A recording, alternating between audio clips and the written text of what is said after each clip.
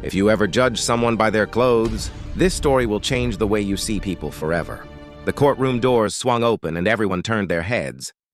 My neighbor, old Farmer Daniels, walked in slowly, his boots worn, cracked, and covered in years of dust. He didn't try to hide it. He wasn't embarrassed. He just walked with the same quiet dignity he carried everywhere. But Karen, oh Karen, burst into a loud laugh the moment she saw him. "Is this a courtroom or a barn?" She sneered, loud enough for everyone to hear. "Maybe someone should hose him down before he sits near us." People shifted uncomfortably. The bailiff frowned, but Farmer Daniels didn't react. He simply tipped his hat politely and took a seat. His hands folded like he was used to storms bigger than Karen. The HOA had dragged him to court over property aesthetics, trying to fine him thousands for old fences, tractors parked improperly, and even the color of his barn. Karen, head of the HOA committee, was confident she'd win. After all, she wore a designer suit and heels that probably cost more than Daniels made in a month. At least that's what she thought. When the judge entered, Daniels rose slowly, respectfully. Karen stayed seated, too busy scrolling her phone. The judge noticed. As Karen began explaining her long list of violations, she kept throwing little jabs at Daniels. "He doesn't understand community standards. People like him drag down property values. He doesn't fit in here." But then the judge cut her off.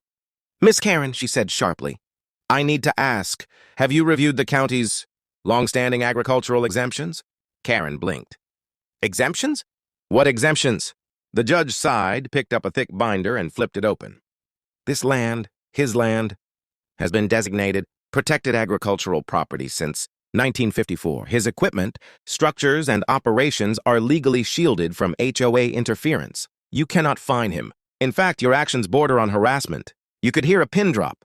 Karen stuttered. But his clothes. He came in dressed like—" The judge raised a hand. "Clothes do not determine a person's worth. And those boots he's wearing? They've probably walked more honest miles than any of us in this room." Karen froze. Her face drained. Daniels finally looked up, calm, peaceful. He simply said, "Ma'am, I'm just trying to live and work the land my father left me. That's all." The judge smiled kindly. "And you have every right to." Karen tried to protest again, but the judge dismissed the case on the spot and warned the HOA to stop targeting him or face penalties themselves. As Daniels walked out, Karen stared at the ground. She wasn't laughing anymore. She wouldn't forget that moment. And neither would anyone who saw it. If you enjoyed this story, please hit like, subscribe, and share with someone who loves a good twist. It helps more than you know.